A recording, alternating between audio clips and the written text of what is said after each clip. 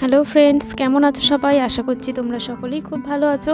আজকে তোমাদের সাথে শেয়ার করব সবজি দিয়ে মোরলা মাছের খুব সুন্দর একটি রেসিপি। আশা করছি তো ভিডিওটিকে স্কিপ না করে পুরোপুরি দেখতে থাকো। মাছগুলোকে আমি ভালো করে লবণ আর হলুদ মাখিয়ে রেখেছি। কড়াইতে দিয়ে দিচ্ছি সাদা তেল। তেলটা একটু ভালো করে গরম হয়ে গেলে এবার আমি মাছগুলোকে ভেজে নিচ্ছি। মাছটাকে খুব ভালোভাবে উল্টে পাল্টে লাল লাল করে ভেজে নেব।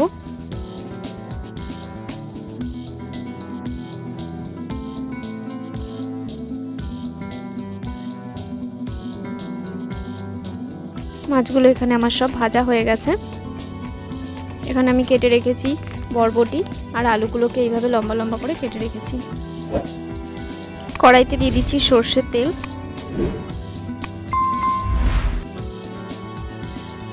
তেলটা ভালো করে গরম হয়ে এলে এবার এর মধ্যে দিয়ে দিলাম কালো জিরে। ফোড়নটা একটু ভালো করে ভাজা ভাজা করে নেব।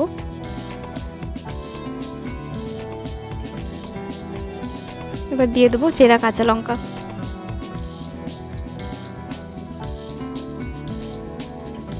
দিয়ে দিচ্ছি কেটে রাখা আলু।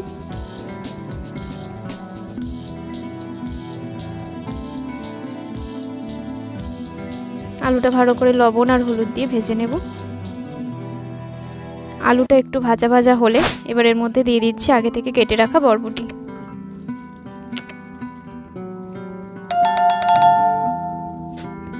বরবটি আর আলু এবার একসঙ্গে এইভাবে ভালো করে ভেজে নেব।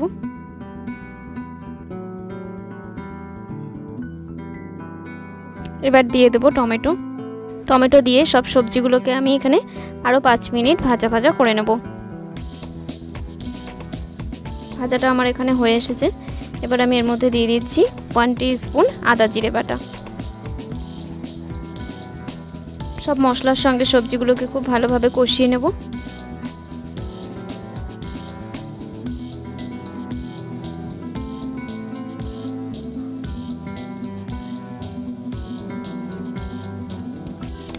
মশলার সঙ্গে সবজিগুলো আমার এখানে খুব ভালোভাবে কষানো হয়ে গেছে। এবার আমি এর মধ্যে দিয়ে দিচ্ছি পরিমাণ মতো জল। জল দেওয়ার পর সব সবজিগুলো আমি একসঙ্গে আরও 5 মিনিট সিদ্ধ করে নেব।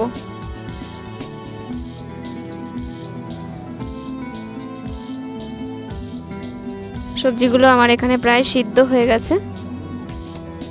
এবার আমি এর মধ্যে ভেজে রাখা আগে থেকে মাছগুলো দিয়ে দিচ্ছি।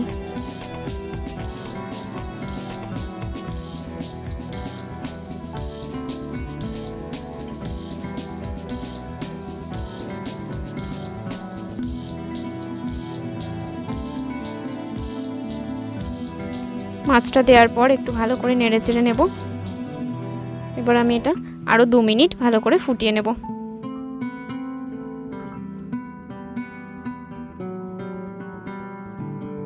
সবজি দিয়ে মোরলা মাছের চচ্চড়ির এই রেসিপিটা আমার প্রায় রেডি হয়ে গেছে। এবার আমি একটা পাত্রে সার্ভ করে দিচ্ছি। তাহলে বন্ধুরা, আজকের এই রেসিপিটি যদি তোমাদের ভালো লেগে থাকে তো ভিডিওটিকে অবশ্যই একটি লাইক করো। আবারও দেখা হচ্ছে পরবর্তী ভিডিওতে নতুন কোনো রেসিপি নিয়ে।